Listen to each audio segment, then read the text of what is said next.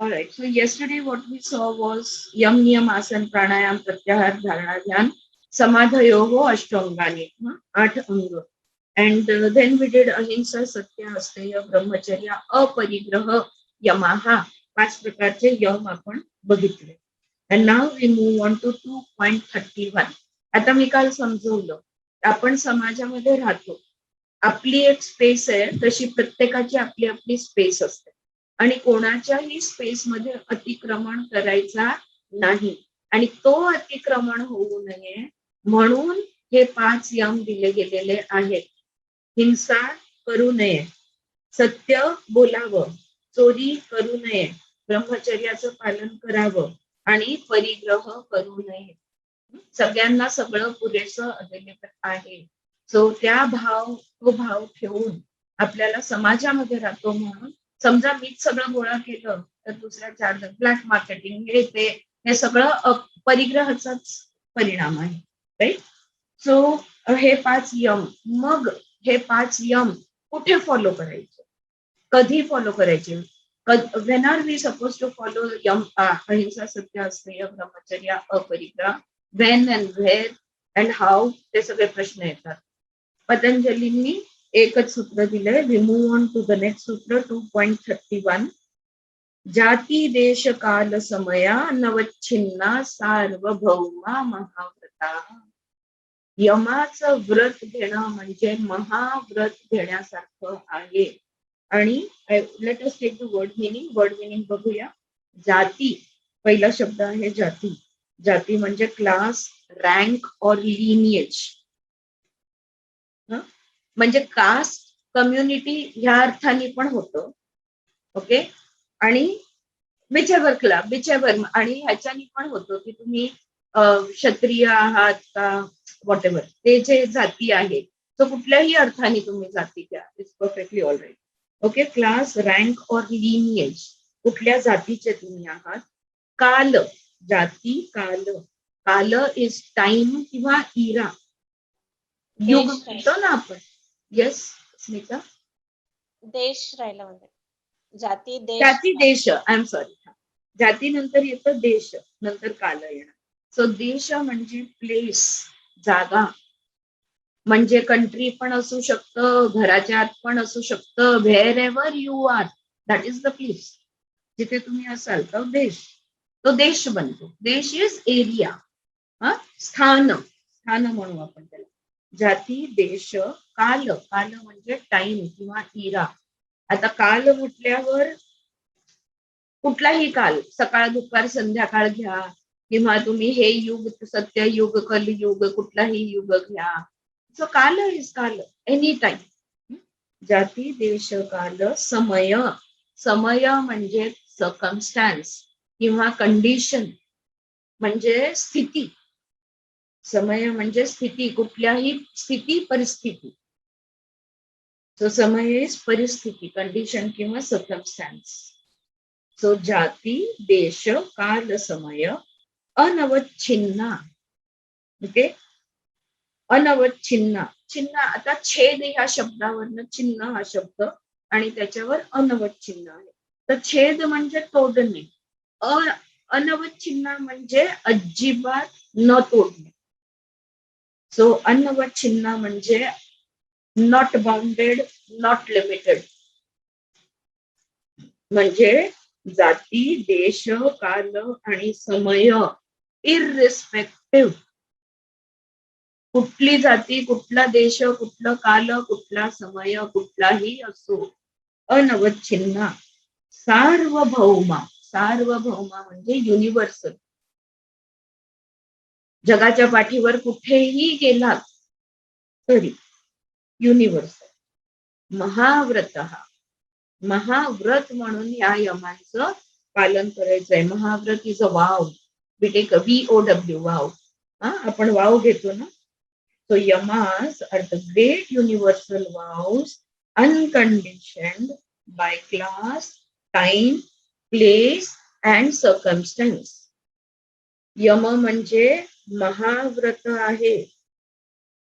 सर्वभौमा पाळायचं आहे आणि जाती, काल, देश आणि आणि समय ह्याच्यानी अन्नवत चिन्ह आहे, म्हणजे अनकंडिशन आहे.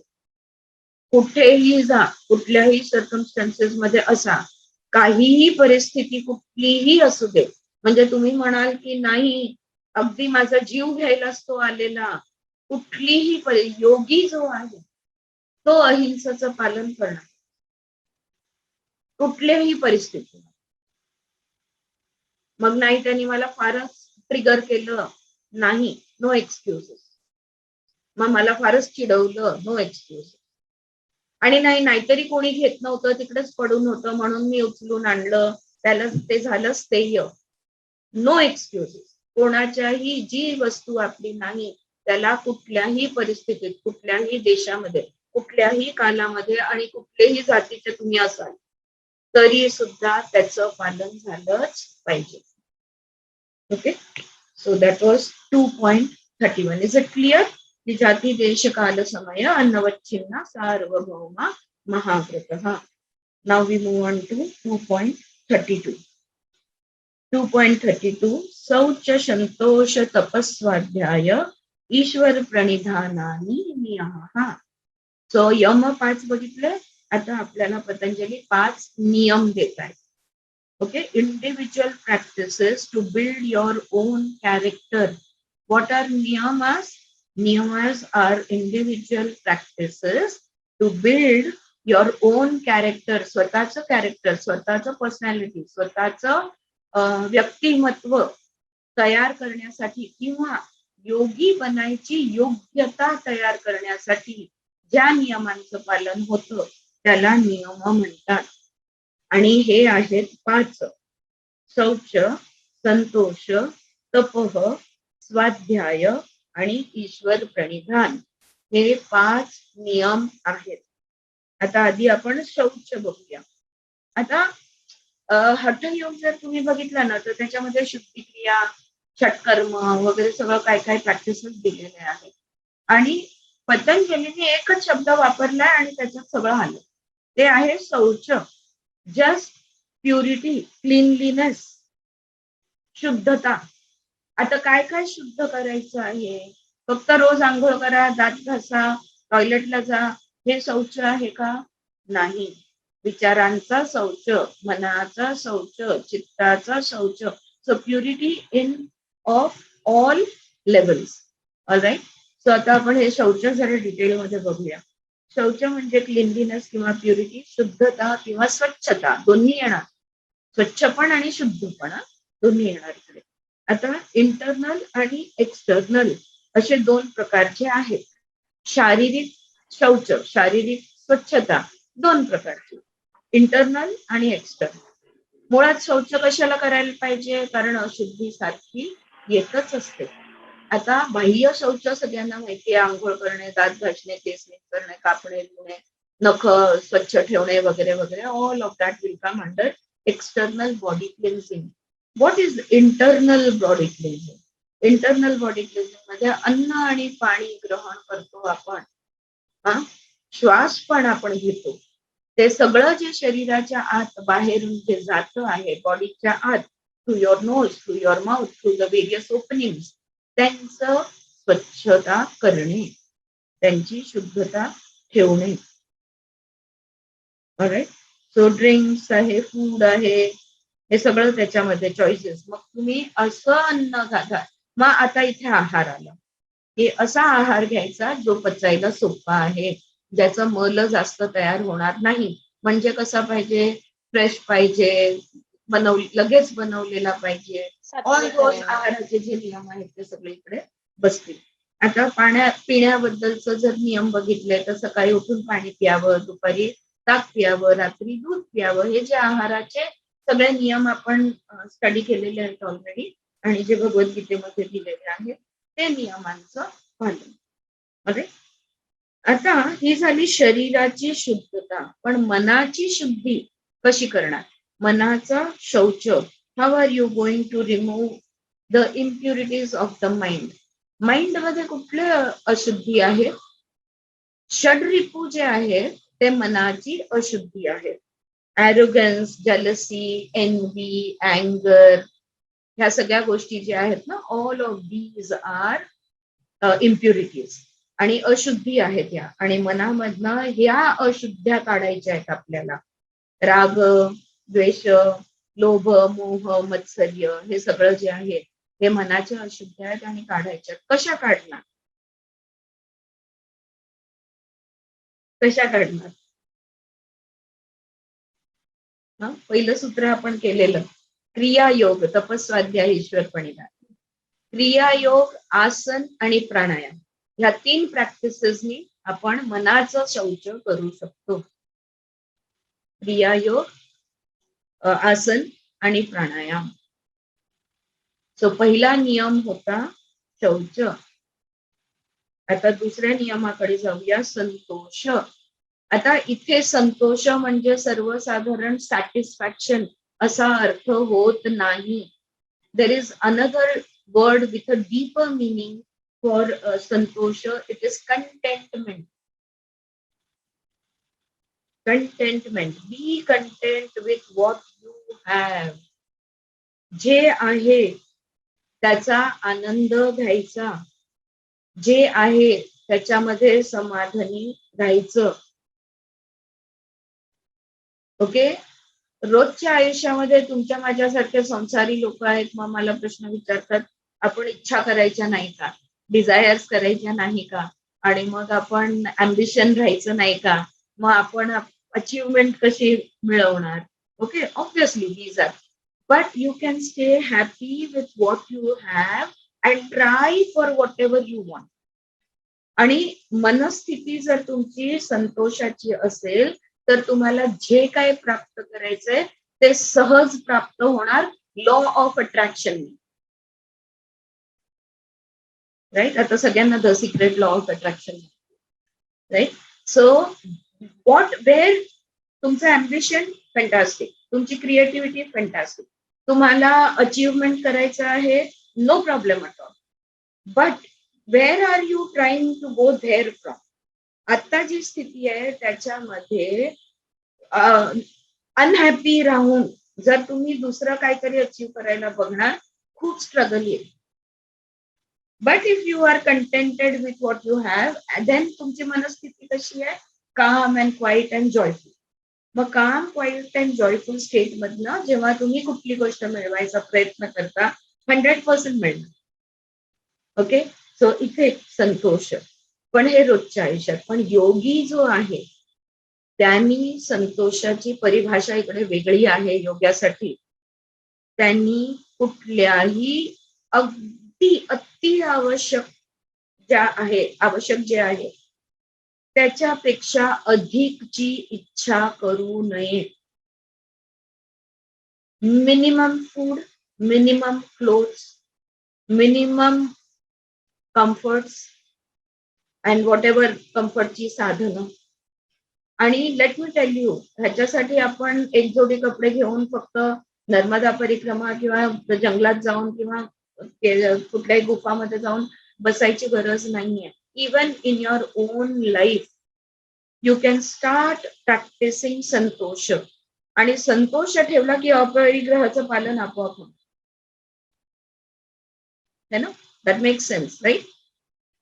बरोबर आहे ना जे मी बोलते ते? Yes or no?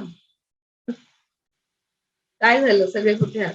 Okay, alright, चलो. To be content with what you have and no desire for excess. जेवढं आहे त्याच्यामध्ये आनंद, त्याचा पूर्णपणे उपभोग घ्या, लागलं तर दुसरं घेऊन या, नो प्रॉब्लेम. पण मनाची स्थिती जी आहे ही संतोषजनक ऑल द टाइम ठेवली पाहिजे, is what they are saying. तिसरा अंग आहे तपः. तिसरा नियम आहे तपः. तपः मीन्स ऑस्टॅरिटीज और मुमुक्षुत्व म्हणतो ना आपण, burning desire. So tapas, this is an intense Dzire.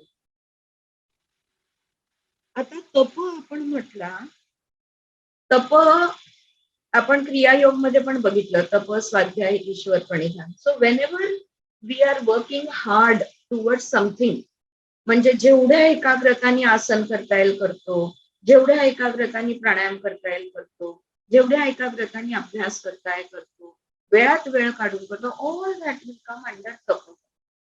अरे पण लेट अस अंडरस्टँड एका योगीसाठी तपःचा अर्थ काय बनतो.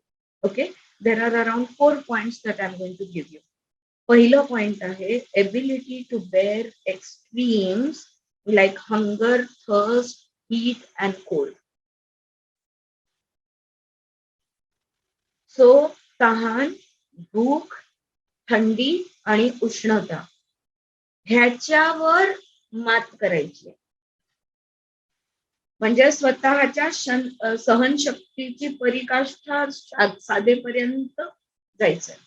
You go to the extremes of bearing. म्हणजे हे सगळं, आणि असं म्हणतात की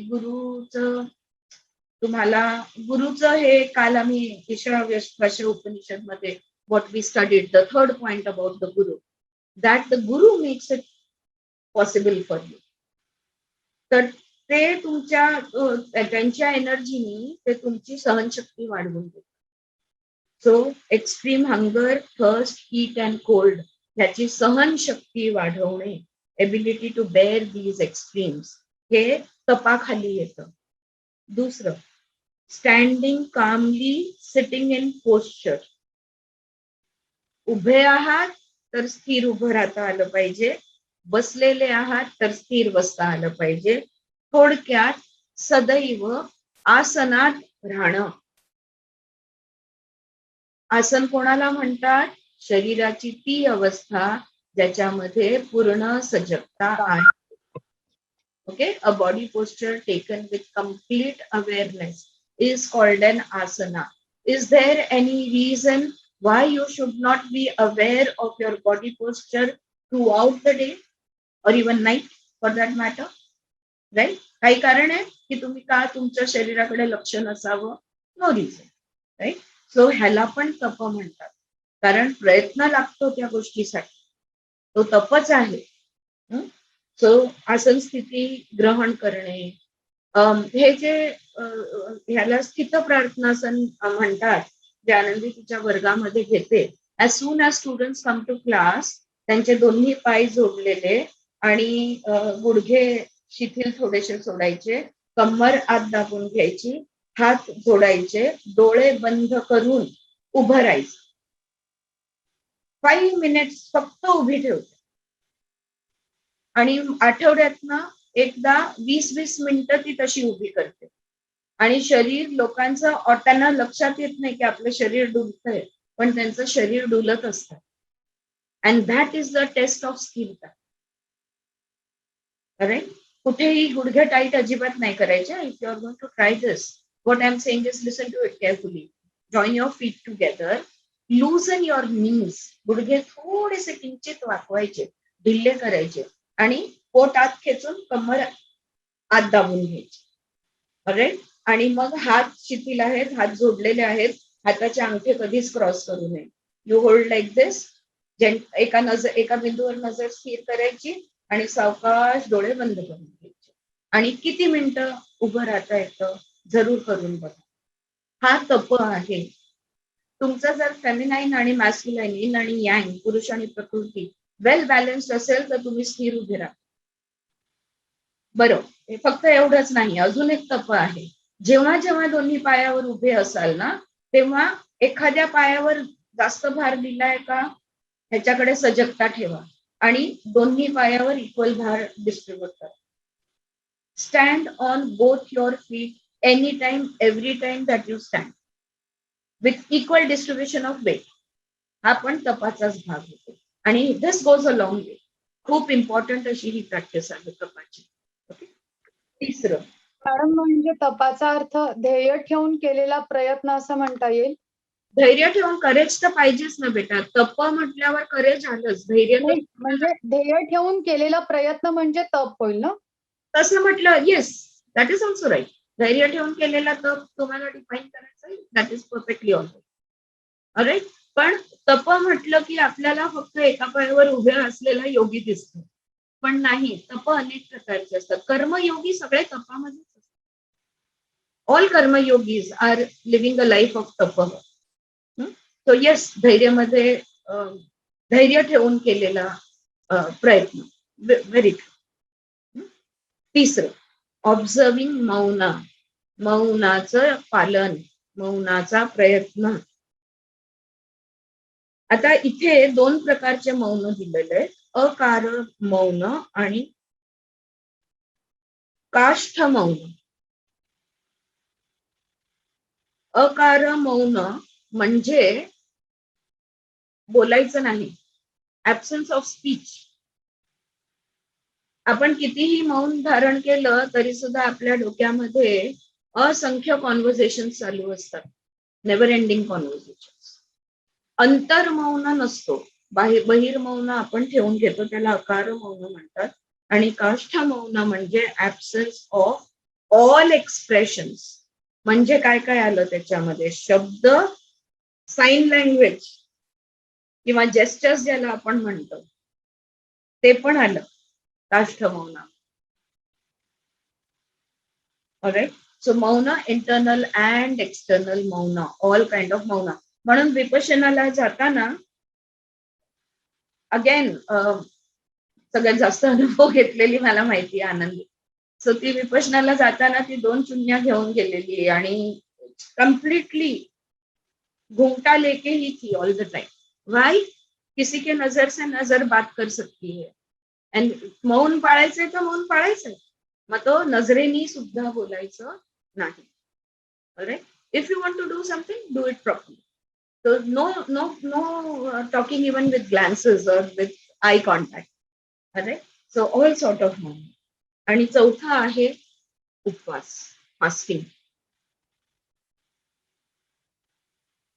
ओके. आता उपवासाचं आपल्याला माहिती आहे की देवाच्या जवळ राहणं, आणि जैनिझम मध्ये तर खूप सुंदर, दे रिअली ब्युटिफुली फॉलो. उपवास म्हटलं तर खऱ्या अर्थाने उपवासाचं पालन करतात. व्हाय? बिकॉज आपण आपल्याकडे पण बाकी सगळं खाणं. Okay. We end up eating double, plus we are chattering, plus आज उपवास आहे, आज मन लागत नाही म्हणून. येस योगिता, भाजी पोळी खाऊ चल, चल लवकर. योगिता म्यूट वर जा. सो असं हे व्हॉट वॉज आय, फास्टिंग. हा, तर त्यांच्याकडे खरंच खऱ्या अर्थाने उपवास म्हटलं की देवाच्या सानिध्यात राहणे. You know, that is real fasting. म्हणजे काय, that day you eat minimum. If possible don't eat. If possible, not possible, then you stay on fruits. If not possible, if possible, stay on water.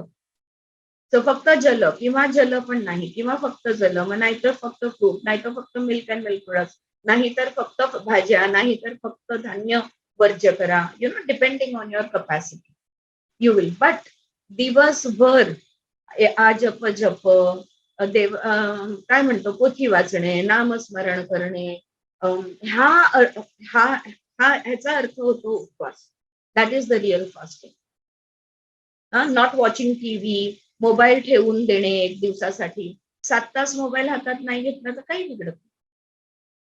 Right. You can inform your near and dear ones that my mobile is off today.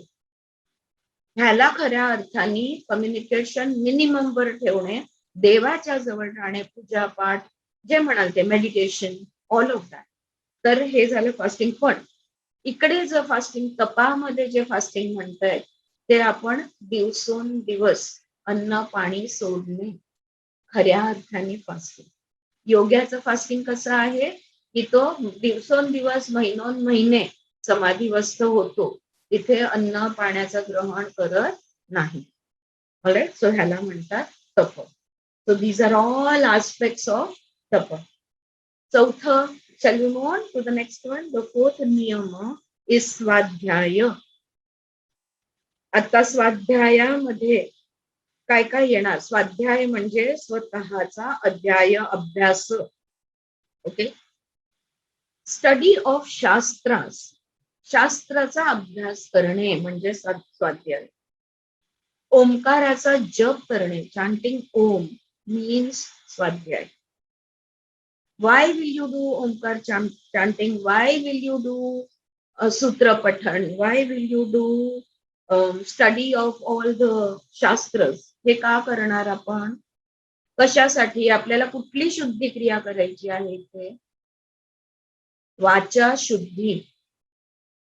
बरोबर, सूत्रपठणाने ओंकार जपानी वाचाची शुद्धी होते. मंत्र जाप केल्याने वाचा शुद्धी होते. That is the way to purify your speech. So speech purification हे पण स्वाध्यायाखाली येतं. अभ्यास पण स्वाध्यायाखाली येतो. जो विषय घेतलाय त्या विषयाचा अभ्यास कुठल्याही प्रकार. आणि शेवटचा नियम आहे ईश्वर प्रणिधान. Surrender all your actions to God. Not only the actions, the consequences, without any intention. You surrender everything to God. त्या दिवशी आपण मेडिटेशन केलं तेव्हा नाहम करता हरिही करता. I am not the doer. Right, I am not the doer, I am just the instrument. हे ईश्वर प्रणिधान. He is the doer, Ishwara is the doer, I am not the doer. Right, so surrender. आता ईश्वर प्रणिधान म्हणजे एक छान इकडे सेंटेन्स लिहिलाय, self in God and God in self. ईश्वर आपल्यामध्ये आणि आपण ईश्वरामध्ये राहणे म्हणजे ईश्वर प्रणिधान. आणि अशा पद्धतीने जर आपण राहिलो तर चित्त आपलं शांत आणि स्थिर राहणार. आणि एकदा चित्त शांत आणि स्थिर झालं की वैराग्य शक्य होणार. इट विल लीड टू वैराग्य. Right, so when it will remain detached. जिथे ईश्वर नाहीये तिथे कोण आहे? इथे इगो आहे. जिथे जिथे इगो आहे तिथे तिथे ईश्वर आणलं तर इगो निघून जाणार. It is a very simple way to remove ahankar. Complete surrender to Ishwar. आपोआप अहंकार निघून जाणार. मनातही येणार नाही. You will continuously be with the god and god will be within you. Right, so 3.32 that was the sutra. शौच संतोष स्वाध्याय ईश्वर प्रणिधानानी नियम. 5 नियम आपण बघितले. ओके, पण हे नियम म्हणणं किती सोपं आहे. अहिंसा, सत्य, अस्तेय, ब्रह्मचर्या, अपरिग्रह, शौच, संतोष, तपस, स्वाध्याय, मनशुद्धी, ईश्वर प्रणिधान. Is it going to happen? It's not easy. It's not easy. Right, आपल्यालाच आता कालच्या जेव्हा आपण यम अभ्यासले तर प्रश्न उभे राहिले. आता नियम अभ्यासलं, त्याच्या विचार विनय केला तुम्ही की परत प्रश्न उभे राहतील. मग कसं काय ह्याचं पालन करू? How do I practice it? Patanjali answers us how should one practice the yams and niyama in 2.33, the next sutra that we are taking up. Vitarka badhena pratipaksha bhavanam. The next sutra is Vitarka badhena pratipaksha bhavanam. So शब्दफोड बघूया. The sutra gets divided into 4 words. पहिला शब्द आहे वितर्क. वितर्क कोणाला म्हणतात? शंका, शंका कुशंका म्हणतो ना आपण, किंवा विरुद्ध ज्याला आपण म्हणू. वितर्क म्हणजे ऑपोजिट. सो डाऊट, अनसर्टॅनिटी, सपोजिशन किंवा पर्वस थॉट्स, चुकीचे विचार, हे पण वितर्काखाली येणार. आणि ऑपोजिट ऑफ यम अँड नियम म्हणजे वितर्क. म्हणजे अहिंसाचा वितर्क आहे हिंसा, अस्तेयचा वितर्क आहे स्थेय. Okay, so that is the वितर्क. वितर्क बाधेन. पुढचा शब्द आहे बाधेन.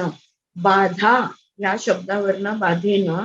बाधा म्हणजे काय? Pain, suffering, obstruction. ती बाधा आणणारे. वितर्क बाधा आणणारे, दुःख, सफरिंग किंवा अडथळे, ऑब्स्ट्रक्शन. प्रतिपक्ष. आता पक्ष म्हणजे काय? आपली बाजू. आणि प्रतिपक्ष म्हणजे काय? विरोधी बाजू. राईट, पक्ष म्हणजे मी माझ्या बरोबर आहे म्हणजे मी माझ्या पक्षाचं, आणि माझ्या समोर जे आहे तो प्रतिपक्ष बनतो. सो प्रतिपक्ष इज ऑपोजिट साइड किंवा कॉन्ट्रॅरी, विरोधी. जे विरोधात आहे ते, त्याला प्रतिपक्ष म्हणतात. आणि भावनम, भावनम म्हणजे फिलिंग, भावना. वितर्क बाधेन प्रतिपक्ष भावनम principles which run contrary to the yams and niyamas are to be countered with the knowledge of discrimination. नियम, यम आणि नियमाचे जे वितर्क आहे, ओके, ते बाधा आणतात आणि जर त्यांचा प्रतिपक्ष केलं, म्हणजे परत आपण पक्षातच आलो, तर मग आपण त्याच्यातनं त्याचं पालन आपल्याला करता येईल यम नियमाचं. Did you get it? मी पक्ष, समोरची बाजू वितर्क म्हणजे प्रतिपक्ष. सो माझा विरोधी प्रतिपक्ष झाला, त्या विरोधाचा विरोध मी केला, म्हणजे मी परत पक्षात आले, राईट. तर मग भाव जो आहे हा क्लिअर होणार, हे दुःखाचा भाव जो आहे तो निघून जाणार. विरोधाचा विरोध एवढ्या ह्याच्यातच कळतंय मॅडम ते. विरोधाचा विरोध म्हणजे आपल्याला जो विरोध करतोय त्याच्या विरोध म्हणजे जे आहे तेच राहणं असं. ते आहे तेच राहणं येणार, बरोबर. सो पक्ष आपला पक्ष नाही सोडायचा आहे, ऑलराईट. बट स्टील कसं करायचं? This is to be countered with the knowledge of discrimination, विवेक बुद्धी, समजून बुजून, जबरदस्ती से नाही, जोर जबरदस्ती नाही, किंवा कोणीतरी सांगितलंय म्हणून नाही. कालच आपण अभ्यास केला ना. अच्छा, that was in the evening class. But so cultivate a temperament which can resist हिंसा, सत्य एक्सेट्रा, असत्य, स्थेय एक्सेट्रा, डेव्हलप प्रतिपक्ष. ह्याचा अर्थ काय की हिंसा, स्थेय, परिग्रह या गोष्टींना चा विरोधी भाव जो आहे त्या भावला कल्टिवेट करा, त्याचं टेम्परामेंट डेव्हलप करा. ओके, मग म्हणजे काय करा? तर प्रतिपक्ष भाव तयार करा, हिंसाचा प्रतिपक्ष भाव तयार करा, स्थेयचा प्रतिपक्ष भाव तयार करा, परिग्रहाचा प्रतिपक्ष भाव तयार करा. हे असा अर्थ होतो. Do this with the right knowledge and awareness. आणि हे समजून बुजून म्हणजे यथार्थ ज्ञान मिळवून आणि सजगते, विथ अवेअरनेस. ओके, सो आता आपण हे थोडस समजून घेऊया. If you are angry or hurt, हे मी इकडे I have just noted this point over here which I am going to read out and then I am going to explain it to you. If you are angry or hurt, to deny your feelings will be pratipaksha and that will be very wrong. जर मला राग आलेला आहे पण नाही, मी अध्यात्माची अभ्यासू आहे, तर नाही मला राग नाही आलेला हे म्हटलं मी तर मी माझ्याच विरोधात उभी राहते आणि हे प्रचंड चुकीचं होणार. जे काय आहे त्याला स्वीकार करणे, त्याला होकार देणे, त्याला मान्य करणे. येस, आपण वापरून काही परत नाही, पण okay, we will I will read it again. So if you are angry, जर तुम्हाला वाईट वाटलंय तर सांगा मला वाईट वाटलंय. जर तुम्हाला इच्छा होते, I always give this example, की टेबलावर when there are a few people sitting over there आणि समजा प्रत्येकाला एक चॉकलेट मिळून गेलं पण एक चॉकलेट अजून उरलेलं आहे, जर तुमची इच्छा असेल ना घ्यायची तर घ्या आणि खाऊन संपवा विषय. त्या इच्छाला मारणं म्हणजे स्वतःच्या विरोधात उभं राहणं, स्वतःच्या विरोधात प्रतिपक्ष भाव डेव्हलप करणं. Okay, so that will be very wrong. तर मग त्याच्याने सप्रेशन होतं. Do not suppress. You always have to be in your पक्ष.